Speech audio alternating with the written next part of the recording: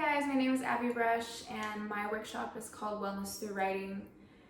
Writing allows us to reaffirm the things closest to us.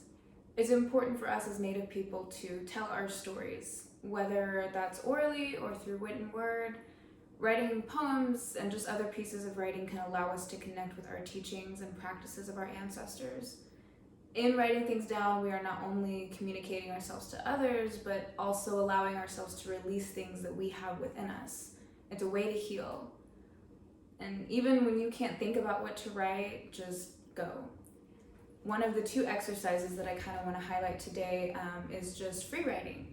So I do this thing sometimes when I'm having a writer's block and I don't really know what to say. I just pick up my pen and I say, okay, I'm not going to put this down for 5 minutes. So once I take the lid off, once it hits the paper, don't stop. Don't even lift it up from the paper. Just keep going. And you'll be surprised at the things that will come to you. You know, things that are just on your mind, you know, things that you've been worried about or happy about. You know, write about things that hurt you, things that you love, and the way that life feels to you. We all need ways to let go. Sometimes we can talk to friends and family, but writing is just a way to add, you know, another healing outlet into your life, and it allows you to do some personal reflecting. So yeah, the first one that I would encourage everyone to do, especially if you're kind of new to writing and don't really know where to go with it, but you want to try it out, just free write. And if you want to give yourself more direction, just, you know, write about your mom or write about, you know, your favorite childhood memory. That's where a lot of our best poems come from, are just, you know, simple little heartfelt things that we know from our lives. And the other one that I want to show you guys that I really loved, I actually did it my junior year of college, that I really, really loved. And it's called a puzzle poem. So I want to do that with you guys right now. So what you do is you get a piece of paper. You need a piece of paper and a pen or a pencil, and we're going to go 1 through 5. So just, you don't have to number it out, but just we're just going to write down number 1. So number 1 is going to be an object that you've encountered in a dream. So yeah, I don't know if you can pause these videos or not, so if you can, pause it, but if not, I'll give you some time. An object that you've encountered in a dream. After you do that,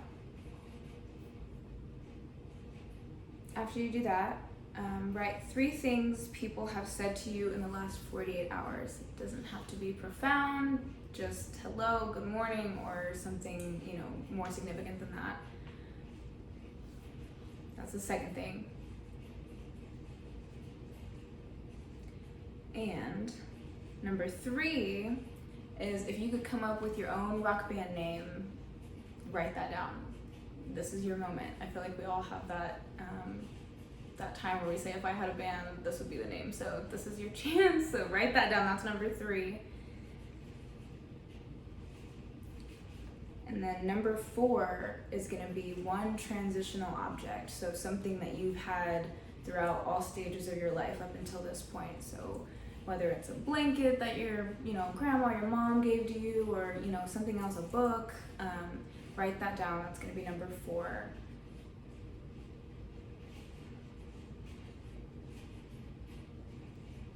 And then for number 5, when you get to it, it's going to be one thing that you believe about love. Whatever it is, one thing that you believe about love, about being in love, about, you know, anything pertaining to that subject.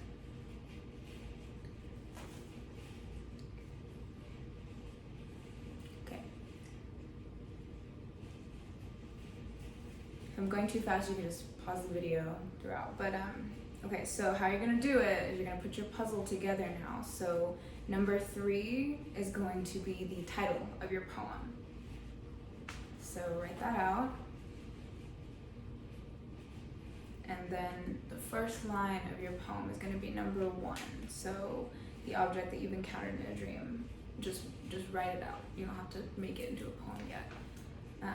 Even if you just want to write the number. And second line of the poem is going to be number 4. So that'll be your transitional object.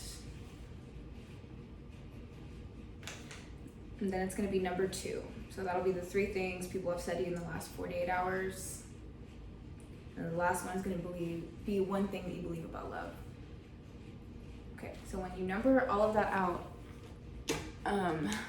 the way that we were able to do it was you number it out, and this is the order that you're going to go in. And from here, you really just try to creatively express whatever you wrote down.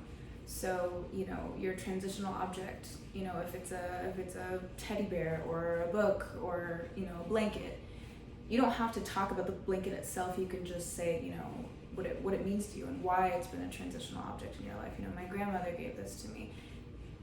Poetry and written works of art don't always have to rhyme or even be easily understood to everybody. It's just something that we can use to expel what we have within us. So talking about love, talking about the future, the past, that's what I seek to do with this exercise. So just write about each of these things in a creative way or in a way that emits passion from you. It's easy to talk about, love, of course, so that's why I wanted that to be the last line, because I feel like that's whenever we really open up. So pay good attention to how you write about what you're writing. So the 3 things that people have said to you throughout the day, what did it do for you? How did it impact you? Because essentially what this poem is meant to do is just to be reflective for you and make you think about your life and where you stand.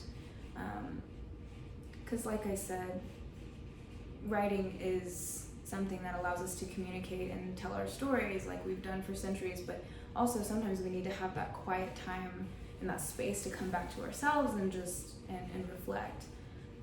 So that's what I really hope that this exercise can do for you, and you just go through it, and the numbers that are in order, write it out. And once you've written that, if you want to do it individually, if you want to individually talk about your transitional object, then that's fine. Find a way to connect it, because this poem is about you, essentially. So find a way to connect all of those things together, and you'll have a poem, you'll have a work of art that you made just from thinking about your life and yourself and things that you believe. And that's really where all of our lessons and teachings come from, is just, my grandma always told me this, or, my tribe believes in this. It's because of this recording that we do of ourselves and things that we believe in, and it gets passed down. Someday one of your children might read this, or you might keep writing and they might develop a love for it, because writing is ancient and timeless, and we've done it for thousands of years. Maybe not in this way, maybe we've told stories orally, but we've always had that tradition of keeping our beliefs alive, and writing allows us to do that. Writing allows us to talk and speak from within, and that tradition needs to carry on with us. So, writing doesn't always have to be poetry and roses are red, and no, it doesn't always have to be like that. And I know, it can feel a little scary doing something you've never done before, but I felt like that when I started writing, and it's really healing and mending to our souls to speak from our hearts. So, this exercise is just meant to help you open up and to look within and see what you like to talk about, see what feels good to you. Do you like to talk about the future? Do you like to talk about the past? You can incorporate anything into your writing, and it'll be beautiful because it'll be from you. And as Indigenous people, again, just to reiterate, we have got to keep those traditions alive, and we do it by recording it. We do it by telling somebody, retelling that story, rewriting that story, speaking about things that are happening in our world today, what we as Native people face today and how we overcome it. That needs to be recorded for our grandchildren, just like we know the histories of our ancestors. So I just want to encourage all of you, take that exercise and do what you can with it. It's a puzzle poem, and it can really be something fun or fulfilling, and there's a lot of different exercises like that, but and this is like the shortened version. Mine took about an hour. We went through and we had like probably 15 different things that we were doing, but I wanted to keep it short and just kind of tell you the high points of it. Create that poem, write about those things and put them in order, and make them coalesce with each other. And you'll be so surprised at what you can create just by simplicities in your own life.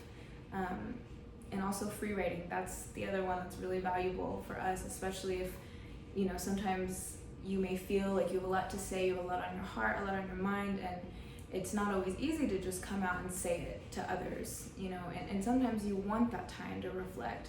So sit down, when something's bothering you, when something doesn't feel right, or when you're happy and when you want to remember a moment, just sit down and just go. You don't have to prompt yourself, just start writing. Start writing about whatever it is, and I promise you will get up from that spot and feel uplifted.